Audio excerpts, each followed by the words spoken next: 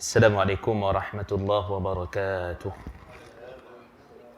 Innal hamdalillah nahmaduhu wa nasta'inuhu wa nastaghfiruh wa na'udzu billahi min shururi anfusina wa min sayyiati a'malina may yahdihillahu fala mudilla lahu wa may yudlil fala hadiya lahu. Asyhadu an la ilaha illallah wahdahu la syarika lahu wa asyhadu anna Muhammadan 'abduhu wa rasuluh. Allahumma salli wa sallim ala Muhammad wa ala alihi wa ashabihi wa man tabi'ahum bi ihsani ila yaumiddin. Amma ba'd. Saya muliakan Ustaz Amran, jemaah yang dirahmati Allah Subhanahu Wa Taala. Kita bawa kepada, patutnya Ahad depan kan, jadi kita bawa kepada Sabtu ni, insya-Allah mudah-mudahan kita sambung balik kita punya pengajian ataupun perbincangan kitab 40 sirah ini.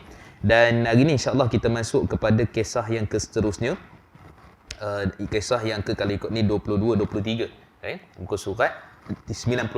Ada buku lah ataupun ada dapat gambar kan, PDF kan, boleh kita dah sebar dah. Alhamdulillah, terima kasih. Baik, jadi insya-Allah hari ni kita pergi kepada kisah labah-labah membuat sarang untuk melindungi Nabi sallallahu alaihi wasallam di Gua Thur ketika hijrah. Ni cerita yang selalu kita dengar. Cuma cerita ini dia taklah palsu dan dia tidak juga terlalu lemah. Dia di antara khilaf di kalangan ulama hadis. Nanti kita akan tengok betapa cantiknya khilaf itu, perbezaan itu, apa pandangan Al-Hafiz Al-Zahabi tentang perawi itu, dan juga pandangan Al-Hafiz Imam Ibn Hajar ketika mana menilai perawi itu sendiri, dan kemudian apa pandangan ulama sirah tentang kisah ini. Walaupun saya memilih pandangan lebih kuat di sisi ulama sirah, pandangannya ialah hadis ni lemah lah, kisah ni lemah. Tetapi nanti kita akan tengok juga perbincangan. Sebab tu dalam penelitian ilmiah kita kena sebut. Kalau yang dhaif, majoritinya kata dhaif ataupun kebanyakan ulama hadis kata dhaif, kita kata dhaif lah. Tapi kalau di sana ada khilaf, ada yang kata hasan cerita tu, kan, ada yang kata dhaif lemah, maka kita kena bawa pandangan di atas kejujuran kita dengan ilmu. Itu kita tak boleh nak nafikan. Sebab nanti akan ada orang kata dia petikai kan, dhaif tapi ada ulama kata hasan, macam tu kan. Jadi kita kata bukan Ustaz Hasan. Jadi maksudnya itu dia punya konsep dia. Okey. Kita baca dulu, kita tengok dulu. Sebahagian daripada ahli sejarah mencatatkan bahawa di dalam peristiwa hijrah ketika mana Nabi SAW berada dalam Gua Thur, baginda Nabi SAW dan Abu Bakar As-Siddiq radhiyallahu anhum dilindungi oleh burung merpati dan juga labah-labah. Burung merpati tu cerita lain, tapi ini kita cerita labah-labah dulu. Okey. Iaitu yang membuat sarang di pintu gua bagi mengelakkan kaum kafir Quraisy melihat mereka. Siapa yang pergi umrah, pergi haji, kalau rajin mendaki lah. Kan? Jadi kita tengok Gua Thur tu tak besar mana, muatlah dalam 2-3 orang, kot kecil, tak besar mana. Okey. Baik. Begitulah cerita yang sampai kepada kita dari generasi ke generasi. Antara riwayat yang masyhur menyebut kisah ini adalah seperti. Jadi kita baca sikit dia punya bahasa Arab dia.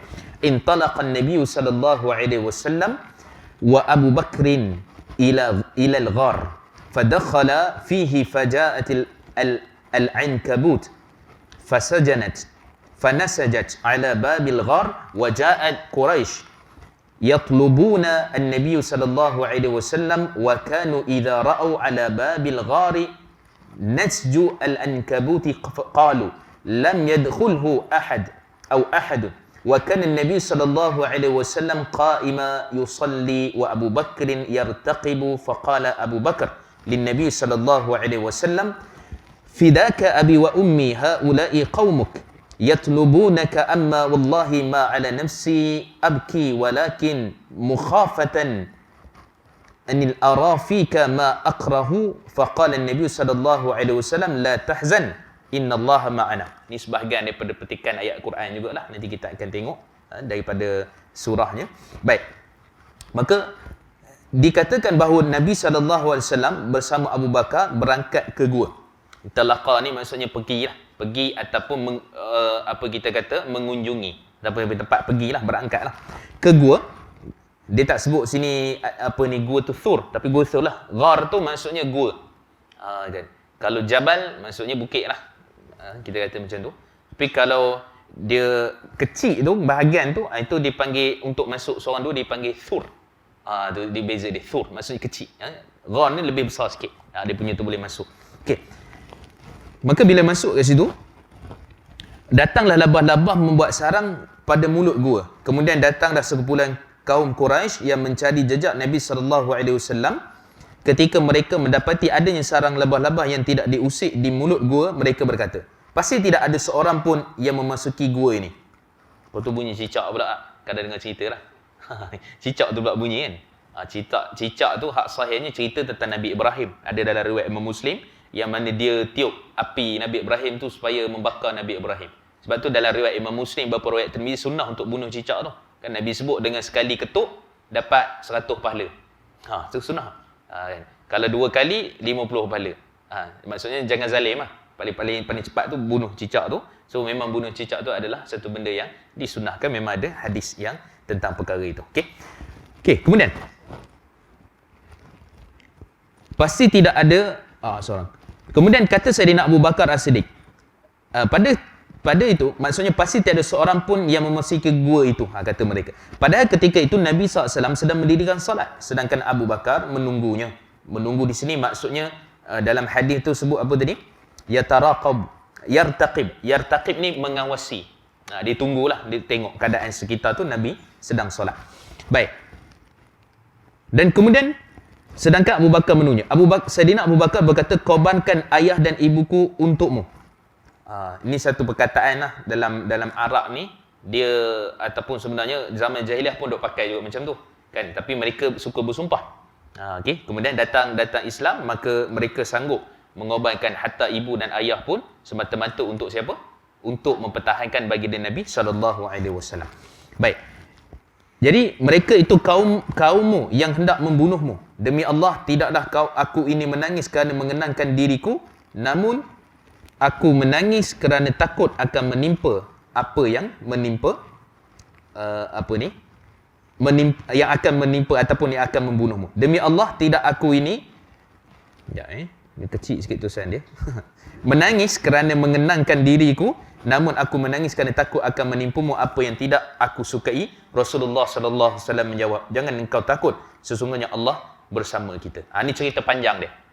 Okay. Kisah yang berada dalam gua. Ada riwayat lain sebut tentang burung merpati itulah. Burung merpati. Yang tu nanti kita akan bincang pada tajuk yang lain. Okey, so kita tengok dulu pandangan ulama mengenai riwayat ini. Kisah ini diriwayatkan oleh Imam Abu Bakar Qadi di dalam kitabnya Musnad Abu Bakar pada halaman 92. Pada riwayat ini terdapat perawi bernama Bashar bin Musa Asy-Syaibani. Dia ada 2 perawi. Satu Bashar bin Musa Asy-Syaibani. Syaiban ni belah-belah, kalau kita tengok belah-belah sana lah, belah-belah Baghdad, belah-belah Iraq belah sana. Kalau tengok Al-Qadi Muhammad bin Hasan Asy-Syaibani, murid kepada Imam Abu Hanifah, Abu Yusuf apa semua, itu semua asal-asal daripada belah-belah Iraq, Baghdad pada waktu tu. Okey. Imam Yahya bin Ma'in dan Imam An-Nasa'i menyatakan bahawa Bashar bin Musa adalah perawi yang tidak dapat dipercayai. Dia ni ghair siqah. Dia bukan perawi yang boleh dipercayai daripada sudut riwayatnya. Okey. Imam Abu Zur'ah menyatakan dia adalah perawi yang lemah, manakala Al-Hafiz Imam Ibn Hajar menyatakan dia banyak tersilap dalam meriwayatkan hadis. Riwayat tersilap ni yukhti kathiran. Yukhti kathiran maksudnya satu orang yang bila dia riwayat hadis tu dia tersilap, dia punya macam-macam. Kadang-kadang dia punya riwayat, kadang-kadang dia punya perawi, kadang-kadang tertukar sana sini dan sebagainya. Maka dia banyak melakukan kesilapan dalam periwayatan hadis Nabi SAW. Syekh Al-Albani menyatakan hadis ini juga lemah. Okey. Itu jalur yang pertama. Jalur daripada apa? Sebab tu yang ni dipanggil sebagai takhrij hadis. Maksudnya kita bila nak melihat pada satu hadis tu, dia kena tengok jalan periwayatan dia tu ada berapa. Kita kena himpun semua. Kan? Contohnya kalau kita kata nak sampai ke Perlis tu, ikut jalan mana? Kan? Jadi semua jalan tu kita kena himpun kan. Ada orang pergi naik ke pergi Cameron ke kan, contoh turun pula ke mana-mana kan, Perak apa semua, kemudian seterusnya. Ada orang terus daripada Sungai Buloh terus direct terus kan. Ada orang jadi kita kata ada berapa jalan. Semua jalan tu kena himpun kan. Kalau dalam tengok Waze tu tak apa tu, kita nak pastikan yang paling cepat sampai, yang paling okey lah. Kan kalau tol tu yang kurang tolnya. Contoh gitu. Tapi dalam ilmu hadis gitu juga. Kita nak memastikan kesahihan sesuatu hadis tu, dia tak boleh hanya satu riwayat saja. Satu jalan saja. Dia kena cari jalan-jalan yang lain supaya kita adil. Kita bersifat adil. Kalau tak nanti kita mendhaifkan satu riwayat, sebenarnya ada riwayat lain yang sahih. Kan riwayat yang sahih. Sedangkan riwayat yang sahih tu patut yang kita pakai. Tapi sebab kita kata dhaif, seolah-olah macam semua jalan tu macam tak boleh diterima pakai. Kan? Sebab tu dalam ilmu hadis, ada keadaan-keadaan tertentu yang hadis tu dia boleh naik jadi hadis yang hasan sebagai contoh. Kan? Hadis yang banyak dia punya jalan dia, tapi hadis tu lemah. Perawi-perawi dia apa semua, banyak jalan dia. Banyak perawi dia. Dan kemudian boleh naik jadi hasan contohnya. Kan? Dan boleh untuk digunakan. Ataupun dipanggil hasan li ghairih. Hasan dengan sebab jalan-jalan hadis-hadis dhaif yang begitu banyak, akhirnya dia naik taraf dan kemudian menjadi hadis itu hasan. Kan? Ada pula hadis yang hasan, banyak. Boleh naik jadi sahih. Dengan sebab banyak riwayat dia, dan riwayat tu pun kena sama kuat. Tu kena ingat tu. Ada orang dia silap faham.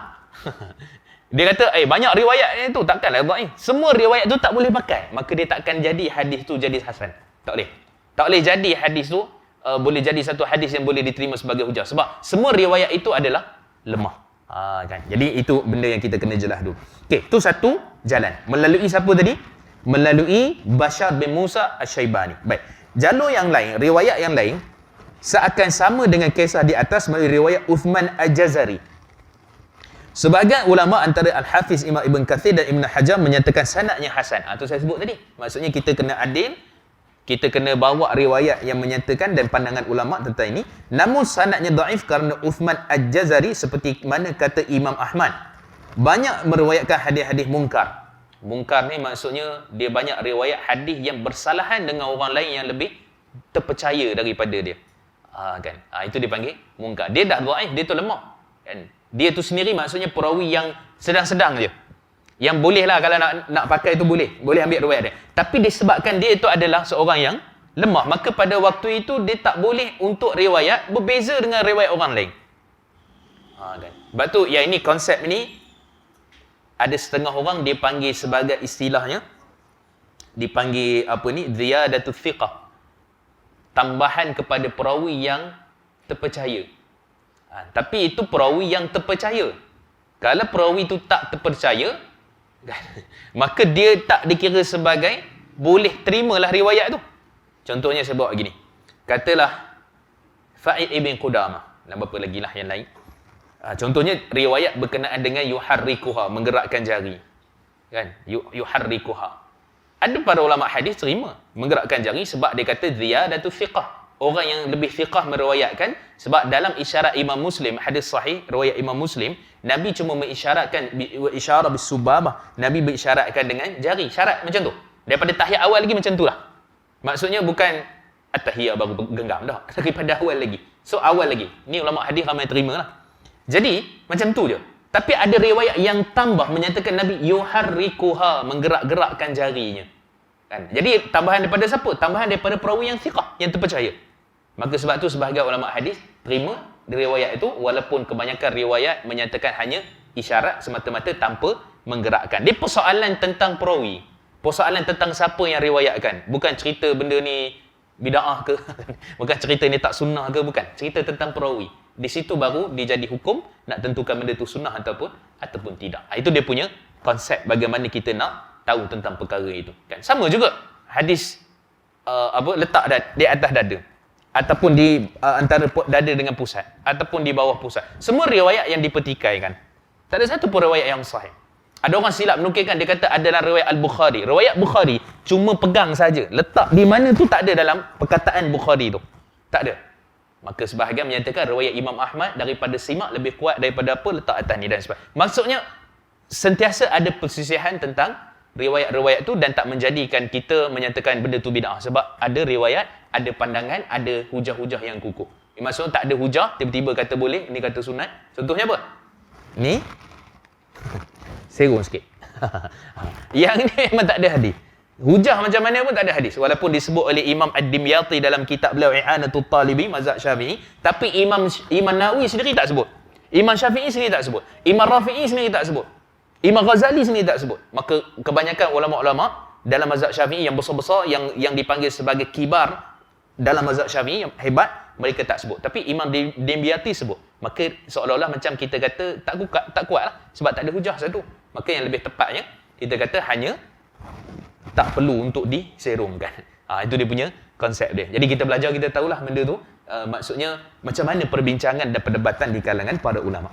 Okey. Tu banyak lagi tu contoh-contoh dalam bab zakat kan. Contoh-contoh khilaf-khilaf yang ada dalam bab berkait dengan haji. Tu pun banyak juga kan berkait dengan haji, ni pun musim-musim haji kan. Riwayat-riwayat yang kukuh yang menyatakan tentang minak tu sendiri. Ataupun contoh ijtihad berkenaan dengan, ni contoh, saya buat contoh lah. Satu orang dia pergi kita kata dia Mekah. Ni kata saya tak cerita tentang haji lah, cerita tentang umrah. Dia pergi Mekah. Bila pergi Mekah, dia bila nak keluar daripada Mekah, dia kena buat apa? Tawaf wada'. Dia kena tawaf wada'. Daripada Mekah ke Taif berapa banyak? Jauh. Yang membolehkan itu dia panggil sebagai jamak dan qasar tu. Jarak tu boleh jamak dan qasar dah. Jadi bila jamak dan qasar, ada orang tanya saya, telefon kat Mekah ni, daripada Mekah. Dia mutawif lah. Saya keliru sikit. Mutawif boleh keliru, jemaah lagi lah. Jemaah lagi keliru. Ustaz, saya tercabut bulu tu, kain ihram. Bulu kain ihram tu. Confuse dia. Kan dia contoh kan. Jadi kira kena bayar dam ke tak? Tak, bulu kain ihram tak kira. Dia bulu pada badan kita. Kan? Tak, dia tanya, dia confuse. Betul. Itu jemaah. Tapi ni mutawif sendiri. Dia kata macam mana Ustaz? Saya kata pandangan jumhur majoriti para ulama, sama ada Imam Malik, Imam Syafi'i ataupun Imam Abu Hanifah menyatakan bahawa patut dia kena tawaf wada' lah. Tawaf wada'. Sebab dia telah meninggalkan Mekah dengan jarak yang boleh jamak qasar. Ini juga pandangan mazhab Syafi'i. Tengok pandangan Imam Nawawi, pandangan Rafi'i, semua kata mesti, Khatib Syarbini, semua kata mesti tawaf wada' dulu. Habis tu Ustaz, macam mana? Sebab kami nak balik semula Mekah. Sekian-sekian. Boleh tak ambil pandangan selain daripada pandangan tu dan sebagainya? Saya kata ada pandangan Imam Ahmad dan sebagainya. Kalau kata benda tu agak menyukarkan dan memang nak buat mengakhirkan. Sebab Nabi sebut tu melainkan kamu mengakhirkan dengan tawaf wada' tu. Wida' pun okey juga. Wada' yang paling tepat lah.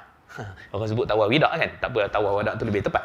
Jadi kita kata ada hujah, ada dalil, ada perbincangan dan ada benda yang boleh kita bertoleransi dalam bab tu. Tapi wukuf tapi tawaf para ulama sepakat mesti dalam keadaan suci.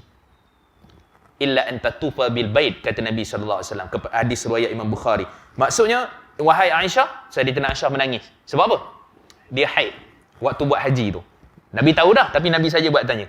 Kan? Kemudian Nabi sedapkan hati dia, Nabi kata ini adalah kataba ala bani Adam atau bani Adam.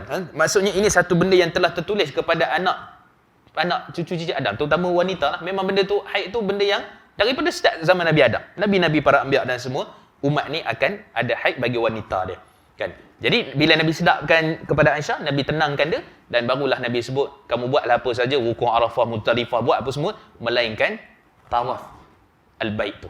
Sa'i ada perbincangan lagi, sama ada suci ataupun tidak pun semua ada. Tapi tawaf memang hadis tu jelas. Jadi kita kata benda tu tak boleh, kita ada khilaf lagi tak dalam bab ni.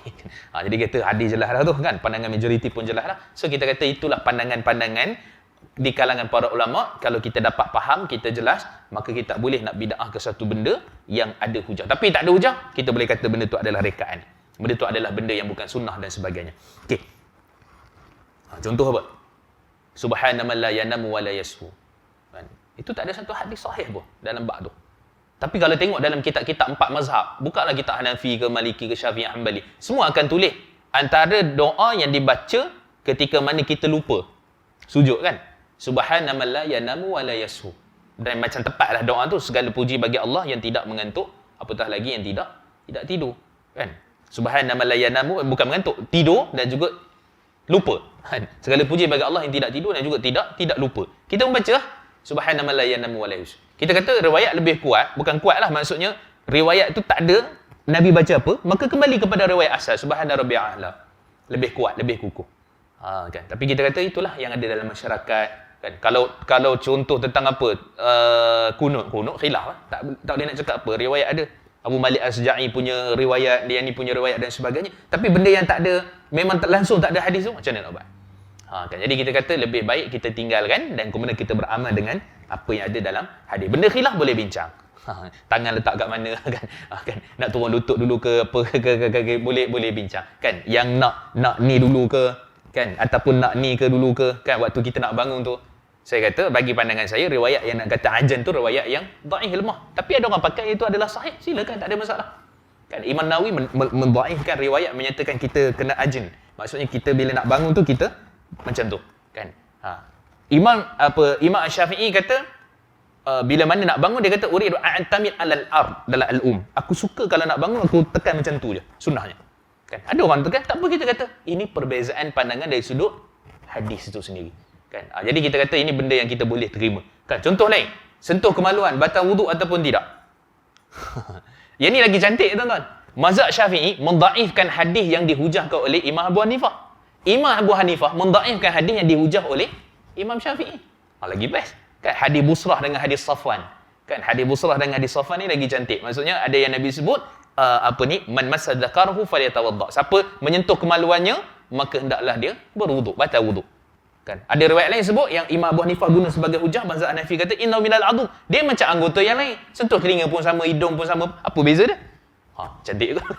Ini kita nak kata masih ada perbezaan, kita hormati, dan itulah juga tentang riwayat-riwayat sirah tentang perkara ni. Jadi saya sebut tadi, maksudnya kita kena tengok pada perbezaan pendapat dan apa yang kata boleh berlapang dada, kita berlapang dada. Terutama dalam isu inilah. Okey. Namun sanadnya dhaif kerana Uthman Al-Jazari. Baik.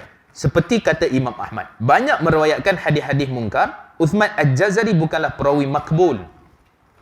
Dia ada makbul, dia ada thiqah, thiqatu thiqah dan sebagainya lah. Okey, makbul ni yang seada-adanya. Bolehlah diterima, kan? Siapa yang letak ni kriteria boleh terima tak boleh terima ni? Ulama hadis lah. Yahya bin Sa'id Al-Qattan tadi, Ibnu Ma'in, kan, Abu Zur'ah. Jadi mereka ni memang, sebab tu ada kalanya mereka kata, jom kita mengumpat dapat pahala. Tu. Maksudnya apa? Nak bagi tahu perawi tu tak boleh pakai. Perawi tu penipu, perawi tu dajjal, kan, dan sebagainya. Itu dapat pahala. Sebab apa?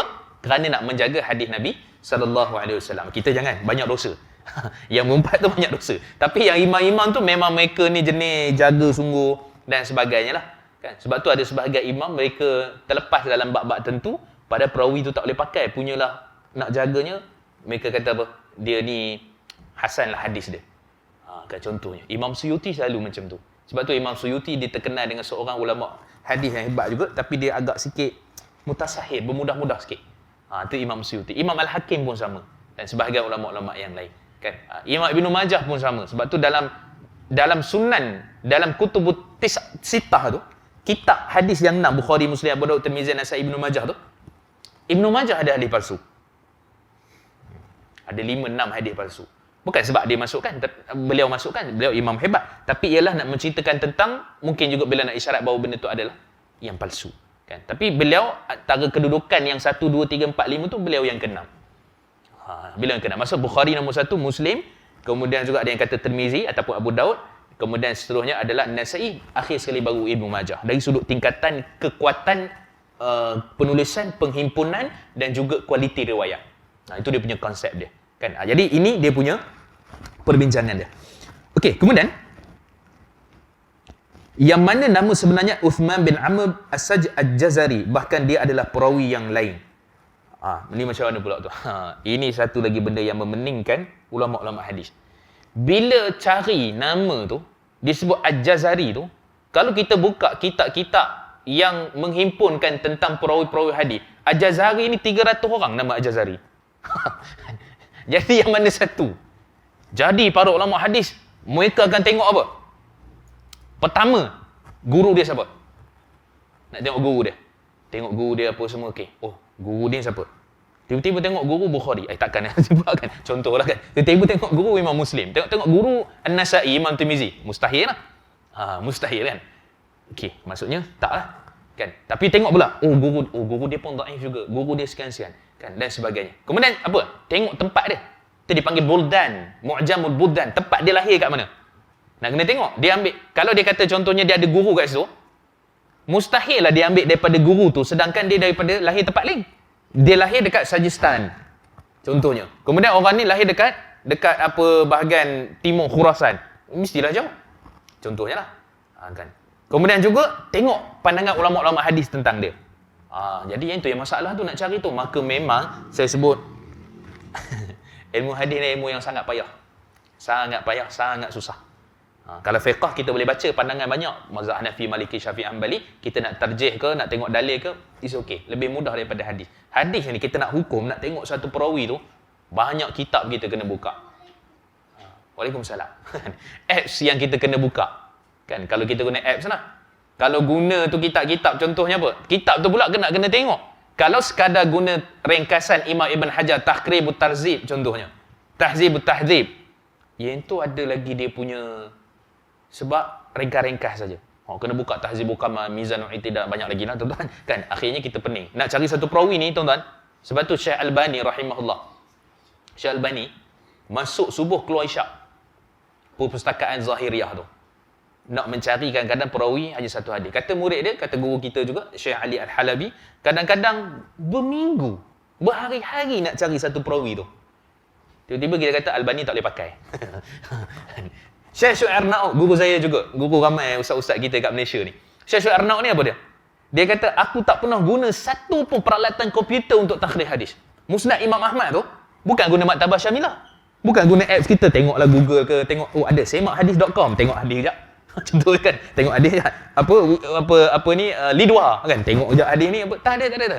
Buka, masuk dulu, sebab tu makhtutak apa semua tu, dia tarik balik apa semua.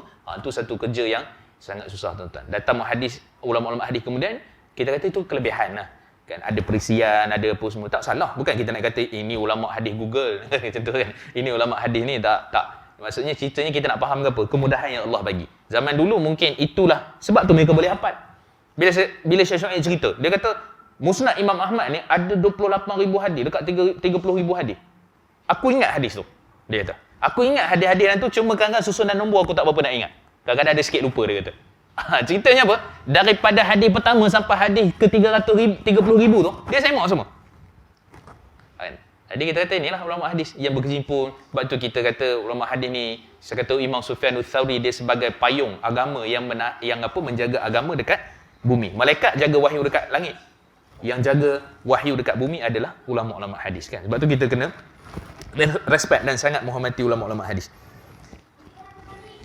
Okey, dalam kalangan ulama yang menyatakan riwayat Uthman Al-Jazari lemah adalah Syekh Ahmad Muhammad Syakir. Siapa pula ni? Syekh Ahmad Muhammad Syakir lebih awal sikit. Dia ulama hadis besar Mesir.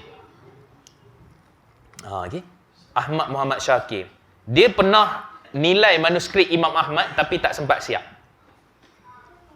Syekh Hamzah Zain sambung dia punya penilaian tu. Syekh Hamzah Zain. Kan? Tapi tak sempatlah sampai berapa dalam 4-5 jilid saja.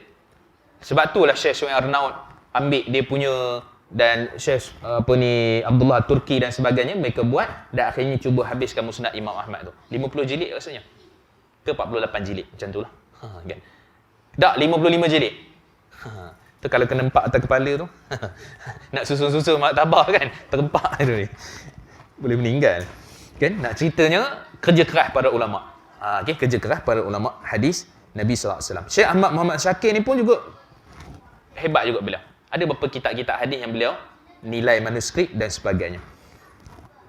Meninggal dah, rahimahullah, lama dah meninggal. Tak silap saya, beliau dulu, kemudian baru Syekh Albani, kemudian baru Syekh Syu'aib Arnaud. Okay. Kemudian juga Musnad Imam Ahmad, Syekh Syu'aib Arnaud, serta dengan penilaian Musnad Imam Ahmad, Syekh Dr. Bakar Abu Zaid dalam kitab Tahdith, Syekh Abdul Mazid At-Tarifi pun sama. Okay. Dr. Bakar Abu Zaid ni ulama fiqh, ulama hadis besar, meninggal juga dah, rahimahullah, di Mekah. Syekh Abdul Aziz Tarifi tak tahu, sekarang masih mungkin dalam penjara lagi di Saudi. Tapi dia ulama hadis muda yang dia hafal banyak kitab. Dia hafal banyak kitab. Okay? Itu Syekh At-Tarifi. Jadi semua mereka ni menyatakan bahawa lemah daripada sudut periwayatan hadis yang diriwayatkan olehnya. Dan kemudian riwayat melalui jalan Abu Mu'ab juga lemah berkenaan dengan kisah ni. So kurang-kurangnya ada 3 riwayat lah yang disebut sini. Sebenarnya ada beberapa riwayat lagi. Tapi semua itu ada dia punya penilaian dan akhirnya boleh kita katakan kebanyakan para ulama hadis dulu dan kini menyatakan riwayat ni adalah lemah. Walaupun tadi Al-Hafiz Zahabi dan juga Al-Hafiz Imam Ibn Hajar menyatakan riwayat dia kuat, tapi yang mendahului daripada dia Imam Ahmad. Okey, persoalan dia. Kalau kita tengok riwayat hadis tu, siapa yang kita nak percaya? Kan. Tengok, ulama ni kata dhaif, ulama ni kata ni, ulama ni kata ni. Ada yang kata kalau hadis itu melibatkan hadis-hadis yang mana kita kata sebagai kita tak ada kemampuan nak menilai hadis. Tapi kita tengok pada ulama mana. Maka kita kata ambil ulama-ulama yang awal. Imam Ahmad, Imam Nasa'i, Yahya bin Sa'id Al-Qattan, Yahya bin Sa'id Al-Qattan, Abu Zur'ah, Abu Hatim Ar-Razi, ambil ulama-ulama yang awal. Maka kita peganglah dia punya pendapat kalau dia kata dhaif ataupun sekian. Itu contoh. Pendapat majoriti, kebanyakan mereka. Itu yang utama. Kalau tak ada, kita ambil pendapat-pendapat yang dipegang walaupun yang mutaakhir ni, yang lewat. Tetapi daripada sudut kekuatan itu kadang-kadang betul, ulama dulu berbeza dengan sekarang. Daripada sudut pendedahan, ada sebahagian ulama dulu mungkin hadis tu jauh tak sampai. Kita tekan je semua keluar. Contohnya kan. Jadi kita kata daripada sudut asasnya, memang penilaian itu kepada ulama-ulama yang awal-awal dulu. Kan? Kemudian barulah kita pergi kepada ulama-ulama yang terpercaya dalam bidang hadis. Kan? Kalau kita dengar cerita, ada orang hafal 1,000,000 hadis. Siapa tu? Tengok dulu. Ni, hafal 1,000,000 hadis ni. Macam tak berapa nak percaya sangat. Contohnya kan. Ni hafal 100,000 hadis ni. Macam tak berapa nak percaya sangat. Tapi kalau tengok kerja buat dia, tengok penelitian kitab-kitab dia, tengok dia punya cara dia berhujah dengan dalil, dengan apa, perawi, dengan apa. Yang ni baru kita boleh kata ilmu dia boleh diiktiraf. Sebab tu kita kata para ulama memang mereka akan menulis. Sebab tulisan tu akan dinilai orang kemudian siapa dia ni boleh pakai ataupun tidak. Contohnya Syekh Ahmad Syakir kan, ataupun Syekh Syuaib Arnaud ataupun Syekh Albani. Sebenarnya ramai lagi lah. Syekh Abdul Qadir Al-Arnaud. Abdul Qadir Al-Arnaud. Arnaud ni dekat Al-Albani. Albania. Arnaud tu kota kecil. Dia punya bandar dia Albania. Jadi Abdul Qadir Arnaud ni, dia bukan adik-beradik dengan Syekh Syuaib Arnaud, lain. Walaupun tempat sama, dia bukan adik-beradik. Tapi Arnaud sebab, macam kita lah contoh. Ar-Rawangi contoh. Tempat samalah Ar-Rawangi kan. Ada orang nama Muhammad Ar-Rawangi, ada nama Ahmad Ar-Rawangi. Tapi bukan adik-beradik. Penasapan nama tempat. Kan. Kalau panjang sikit macam Pasir Putih tu payah sikit nak tak apa. Putihi ke apa tak tahulah kan. Sungai Buloh ni apa. Contoh kan. Kalau Rawan tu senang. Itu dia punya konsep. Kemudian juga ada adik pula. Apa kita kata cerita tadi? Kita tengok kepada riwayat yang benar. Riwayat yang sahih berkenaan Nabi SAW dan Abu Bakar di dalam gua. Ni riwayat daripada Bukhari, kita ambil. Dalam hadis yang sahih. Yang mana Sayyidina Abu Bakar As-Siddiq menyatakan, aku berkata kepada Nabi SAW ketika aku dalam gua, sekiranya salah seorang mereka kafir Quraisy melihat ke bawah, mereka lalu ke atas. Bawah tu macam ada lubang sikit. Maksudnya mereka lalu ke atas. Sedangkan Sayyidina Abu Bakar dengan Nabi kat bawah. Maksudnya kalau mereka pandang ke bawah, nampak terus. Jumpa teruslah musuh yang mereka cari tu. Jadi, Rasulullah SAW menjawab, bagaimana menurutmu wahai Abu Bakar terhadap dua orang yang ketiganya adalah Allah Subhanahu Wa Taala. Jadi turunlah ayat yang Allah sebut dalam surah Taubah ayat 41 ni. Allah menceritakan tentang bagaimana mereka berdua, tapi tak sebut nama Abu Bakar. Allah guna perkataan huma, id huma fil ghar. Ketika mana mereka berdua dalam gua. Bukan Sayyidina Uthman, bukan Sayyidina Ali, bukan Aisyah, bukan Sayyidina Khadijah, tapi adalah Sayyidina Abu Bakar. Jadi maksudnya ada nama sahabat yang disebut dalam Quran, tapi tak sebut namanya, hanya sebut kata ganti nama. Itu dipanggil dhamir, huma. Mereka berdua. Siapa? Nabi dengan sallallahu alaihi wasallam. Siapa nama sahabat yang sebut dalam Quran secara jelas? Zaid. Dalam surah Ahzab ayat 36. Cerita tentang Zaid bin Harithah. Zaid seorang saja. Yang lain-lain itu ada sebahagian Aisyah radhiyallahu anha ketika turun surah An-Nur ayat 11, 12, 13 dan sebagainya kan. Kemudian juga cerita tentang Hafsah dengan Aisyah juga kan, surah Tahrim kan. Abdullah bin Maktum surah Abasa wa Tawalla. Ramai sebenarnya nama sahabat dalam Quran tapi tak sebut secara jelas lah. Cuma Zaid tu special case lah. Cuma kita kata bukanlah maksudnya sahabat tu kata sahabat Nabi tapi tak sebut pun dalam Quran. Ada sebut. Cuma kadang-kadang kata ganti nama. Jadi salah seorang daripada mereka berkata, la tahzan innallaha ma'ana. Jangan kamu takut, sesungguhnya Allah bersama dengan kita. Jadi turunnya surah Taubah. Ini cerita yang sebenar, cerita tentang sirah baginda Nabi SAW. Kita ambil sikit. Pertama, disebut Al-Ankabut. Itu bahasa Arab. Ada surah Al-Ankabut kan. Surah Al-Ankabut ni cerita surah tentang labah-labah. Surah tentang labah-labah. Dan pada ayat 41 pada surah Al-Ankabut ni cerita tentang Allah membuat permisalan, perbandingan tentang orang-orang yang mana mereka menyembah bahala, mereka menyangkakan bahala tu kuat, kukuh. tapi hakikatnya tak memberikan apa-apa manfaat kepada mereka. Maka Allah membuat pemisahan seperti mana labah-labah dengan sarang dia. Yang dia rasa sarang dia tu kukuh, kuat. Tapi sebenarnya kena angin ke apa, habis dah sarang dia. Maka Allah buat perbandingan bahawa sebenarnya akhirnya sembahlah Allah. Maka Allah buat perbandingan orang yang sembah bahala, orang yang mensyirikkan Allah ini adalah seperti mana yang kita sebut tadi, Al-Ankabut. Okey, itu yang pertama. Yang kedua, daripada kisah ni juga kita tahu sirah Nabi SAW yang mana watak penting ketika hijrah tu lah. Ketika hijrah.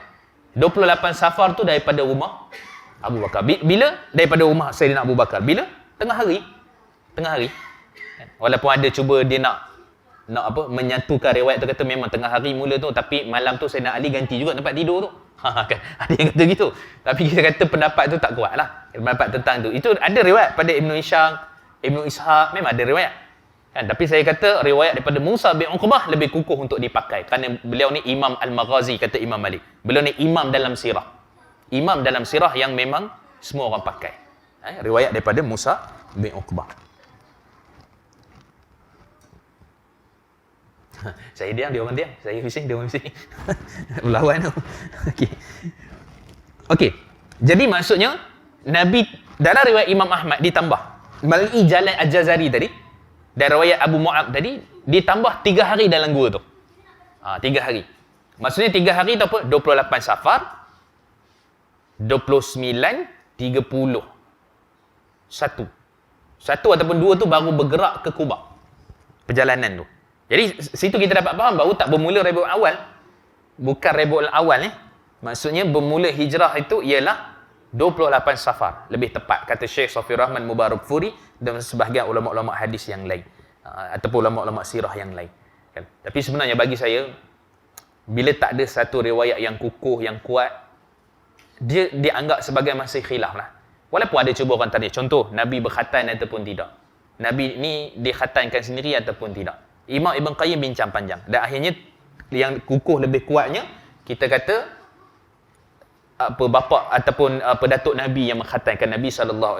Sama ada malaikat, datuk Nabi, ataupun Nabi telah lahir dalam keadaan berkhitan. Ada riwayat. Tiga-tiga tu ada riwayat hadis. Cuma kukuh tak kukuh. Kan? Jadi kita kata still itu adalah satu daripada masalah khilaf. Kan? Ataupun contohnya Nabi lahir 9 Rabiul Awal ke 8 ke ataupun 12 Rabiul Awal. Walaupun ada seperti Syekh Safi Rahman Mubarak Furi dia tarjih 9. Sebahagian ulama tarjih adalah 12. Tu masih lagi kita kata bab yang tak ada hadis khusus yang menceritakan tentang bab tu. Kan? Contoh lain, Sayyidatina Khadijah kahwin umur 28 ke 25 ke 40. Yang masyhurnya 40. Tapi kita kata tak dinafikan, ada riwayat yang lebih memilih riwayat 25. Ada yang lebih riwayat 28. Ada riwayat 30 dan seterusnya. So selagi mana dalam sirah tak ada riwayat yang khusus, yang sahih, maka kita kata bolehlah untuk bertoleransi seperti yang pendapat Al-Hafiz Iraqi, Imam Ahmad dan sebagainya, bila mana tak ada riwayat yang kukuh dalam bab sirah. Ini cerita tentang yang selagi mana tak bertentangan dengan akidah lah. Kan? Contohnya cerita tentang sebelum ni, kisah Gharanit kan, Nabi memuji patung bahala kan. Itu tak boleh lah. Walaupun kita kata hadis tu dhaif ke hadis apa, tetap hadis tu ditolak. Sebab apa? Kerana ataupun hadis tu terlalu lemah ataupun palsu, tetap kita kena tolak. Sebab takkan Nabi memuji bahala Quraisy. Macam orang kata Nabi Ibrahim mencari Tuhan kan. Betul Nabi Ibrahim mencari Tuhan. Bila dia tengok bintang, bila dia tengok bulan, dia kata ini Tuhanku. Tengok matahari, hadza akbar, ni lebih besar, inilah Tuhanku. Ramai orang kan. Hatta saya semak satu manuskrip ni. Manuskrip ni untuk buat short, untuk buat kita panggil video short lah, pendek, video ringkas kan. 5 minit macam tu. Saya tanya, ni dah semak dengan siapa? Dia kata dah semak dengan satu profesor dekat universiti. Okey, profesor. Saya kata, kan, profesor doktor. Okey lah, kita. Bagus tu. Saya baca tengok, biar betul. Banyak benda yang tak betul ni dalam sirah. Terutamanya apa? Contoh, dia kata tajuk tu, Nabi Ibrahim mencari Tuhan. Bila Nabi Ibrahim mencari Tuhan? Nabi Ibrahim yang ditarjih oleh Tabari ke Al-Qurtubi, baca kitab-kitab tafsir kan. Maksudnya, Imam ataupun Nabi Ibrahim hanya mengejek kaum dia tu yang menjadikan bulan, bintang, matahari tu sebagai matahari. Dia kata, kaum dia kata, seolah-olah nak bagi tahu, dia ejek kaum dia kata ini bulan, ni ada cahayanya, lepas tu hilang cahaya, ni bukan Tuhan aku. Tengok pula matahari, ni lebih besar, ni lebih terik, cahaya dia apa semua, ini Tuhan aku. Kemudian, last sekali Nabi Ibrahim kata apa? Maha suci Allah yang menjauhkan aku daripada kesyirikan dan sebagainya. Masa bukan Nabi Ibrahim yang cari Tuhan tu. Pun silap kan benda-benda macam tu. Apatah lagi cerita-cerita Israiliyat, cerita-cerita sebagainya. Maksudnya dia bukan hanya sekadar jawatan, tetapi ialah kesedaran ataupun pandangan tentang isu menilai tentang riwayat itu. Itu memang kita tolak Itu memang tolak. Tak betul tu, kan? Tapi cerita yang ada berbeza. Contoh apa? Salahuddin ni lahir dekat mana? Salahuddin Al-Ayyubi. Ada yang kata lahir tu sebelah sepadan Turki. Ada yang kata tak, belah Tikrit dia panggil, ataupun Tirkit, dekat Iraq. Ada yang kata tak, dia lahir dekat Damsyik, Syria. Mana tu? Rupanya bila tengok, bukan cerita lahir. Ceritanya dia lahir kat mana, membesar kat mana, dia hijrah kat mana. Baru kita dapat faham. Kan dia konsep gitu lah. So kita nak kata, nak mencari satu benda yang tak ada hadis yang sahih tu, maka kita boleh toleransi selagi mana benda tu tidak melibatkan isu akidah, melibatkan isu-isu hukum dan sebagainya. Kan Nabi Ayub AS ni, apa? Dia punya teruknya Allah uji dia sehingga berulat dia punya badan. Tak ada riwayat sebut berulat tu. Riwayat sebut dia sakit teruk lah sampai kurus. Sampai berulat, sampai apa semua tu tak ada lah.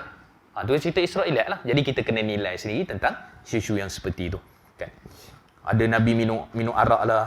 Nabi macam-macam cerita. Okay. Kemudian juga, kita tengok juga kat sini, ialah antara benda yang saya nak sentuh juga tadi, berkenaan dengan peranan Sayyidina Abu Bakar tu sendirilah. Peranan Sayyidina Abu Bakar As-Siddiq radhiyallahu anhu yang sanggup berkorban apa-apa untuk baginda Nabi sallallahu alaihi wasallam. Kan itu tak dinafikan. Walaupun ada orang benci Sayyidina Abu Bakar, Syiah ke apa semua ni, tapi kita kata tetap menduduki tempat yang pertama. Okey, tempat yang pertama, kan.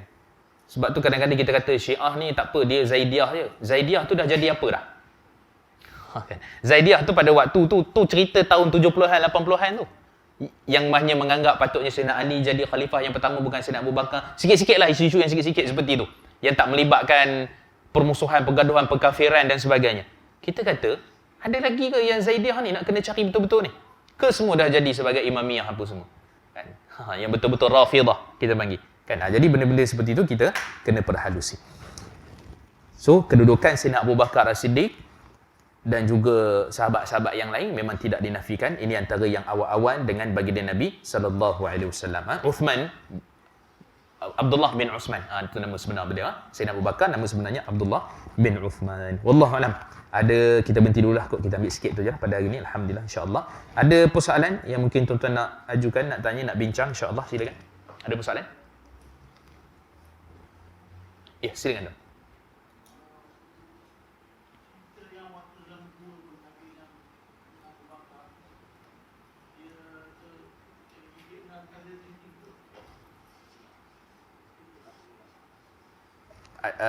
Yang Sayyidina Abu Bakar pergi tutup lubang, lepas tu tiba tu kan, ada riwayat sebut ular, ada riwayat sebut kalajengking dan sebagainya.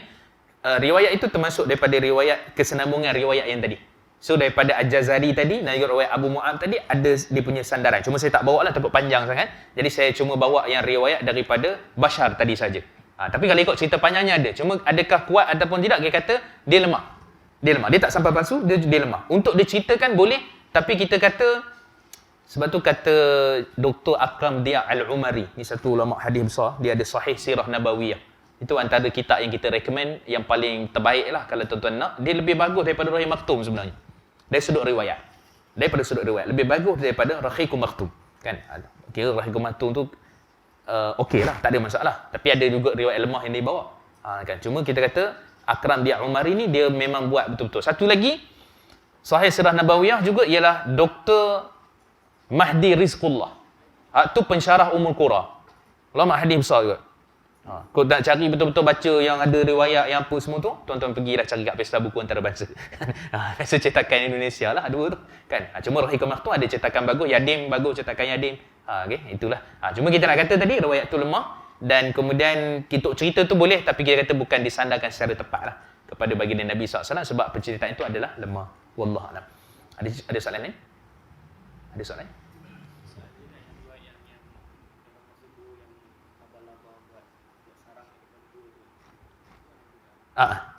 Yang ni lah. Kemudian juga ada burung merpati kan dan sebagainya. Sebab burung merpati tu pun riwayat lebih kurang macam ni. Masih lagi ada yang terima, ada yang tolak dan sebagainya. Tapi kita kata Adakah kita nak katakan bahawa semua itu menyumbang kepada peristiwa hijrah Nabi? Sebab ada orang cerita, bila dia cerita tentang sirah ni, dia akan kata burung merpati pun tolong Nabi. Kan? Labah-labah pun tolong Nabi. Kambing pun tolong Nabi. Semua tolong Nabi dalam peristiwa hijrah. Kan? Kita kata kena berhati-hati lah daripada sudut menukilkan riwayat itu sendiri. Wallahualam. Ada soalan lain? Okey.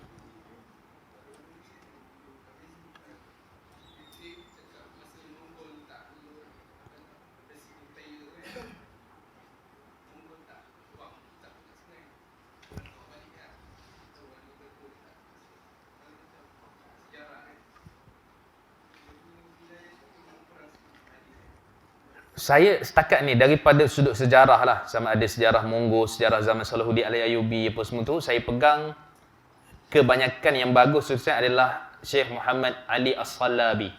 Syekh Muhammad Ali As-Salabi.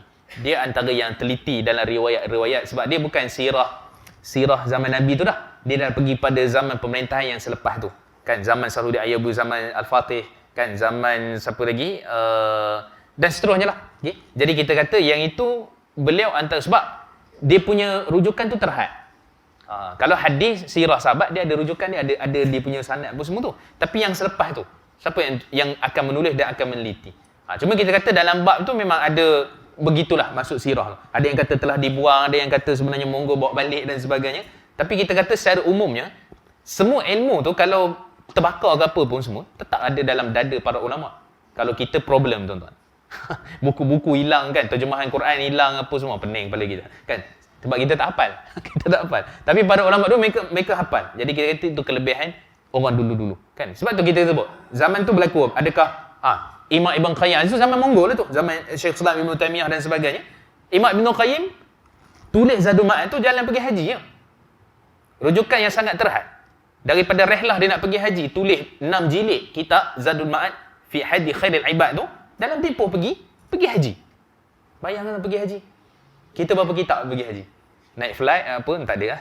Ada pergi awal lagi kan, terbang apa semua tak ada lah. Kira nak buat ibadat je lah. Tapi para ulama dulu begitu. Sebab mereka dah hafal rujukan terhad semua, boleh buat. Kan? Siapa lagi? Hamka macam tu. Yang kemudian. Sebab kan banyak baca apa semua. Tulis tafsir Azhar tu dalam penjara. Sebab tu kita tak boleh nak kata tafsir Azhar ni ada sikit lah riwayat entah mana-mana, kadang-kadang tu riwayat tu dia cantumkan, dia ambil kitab mana. Rujukan terhad. Ke ada orang bagi kitab dalam penjara? Tak ada. Dia masuk, dia tulis tu, dia buat tu semua tu sekadar apa yang dia ada. Terhasil tafsir Al-Azhar. Hebat tu dalam penjara boleh gitu. Kita bukanlah nak masuk penjara, bukan. Maksudnya ceritanya macam mana mereka tu hadam dengan ilmu. Kita kalau ada generasi anak tuan-tuan ke cucu tuan-tuan ke nanti kan, kalau ada rezeki dan sebagainya, cucu-cucu kita latih mereka dengan hafalan, hafal Quran, hafal hadis kan, supaya benda-benda ni dia meneruskan generasi ulama terdahulu. Hafal benda, hafal matan kitab kan. Kita kadang benda kita rasa benda tak perlu. Sebab apa? Nak kerja takkan nak hafal matan kitab nak kerja. Contoh kan, nak apa semua. Jadi benda tu telah melalaikan kita daripada fokus kepada hafalan, kepada ilmu. Kan ada sebahagian para ulama dulu mereka tulis, dah tulis tu hafal, buang terus. Tu kelebihan lah orang dulu-dulu punya ingatan dan juga kekuatan. Zaman kita sekarang mungkin susah, tapi kita kata bantuan nak ke tak nak, dan juga betul lah gadget apa semua mudahkan kita, tapi kata dalam keadaan yang seperti itu. Itu kelebihan orang dulu, maksudnya dalam bab sirah apa semua. So memang kita bergantunglah, carilah pada ulama-ulama yang boleh menjadikan ia satu benda yang kita boleh pakai. Contohnya kita bacalah Bidayah wa Nihayah ke contohnya.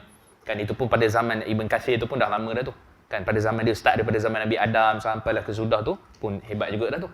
Dan juga beberapa kitab yang lain. Jadi kita rasa yang paling saya recommend lah, bukan kata yang paling terbaik tak, yang setakat duk kata yang rasa okey, Syekh Ali As-Salabi, tulisan-tulisan beliau dalam sejarah-sejarah yang ada ulama-ulama yang terkemudian. Wallahu a'lam. Aku qauli hadza wa astaghfirullah wa lakum. Allahumma faqina fid din wa alina ta'wi wa hdina siratal mustaqim wa sallallahu ala Muhammad wa ala alihi wa sahbihi wa barakatuh. Kita sudahi dengan tasbih kafarah subhanakallah wa bihamdik asyhadu an la ilaha illa anta astaghfiruka wa atubu ilaik. Wa sallallahu ala Muhammad wa alihi wasallam. Walhamdulillahirabbil alamin. Wassalamu alaikum warahmatullahi wabarakatuh.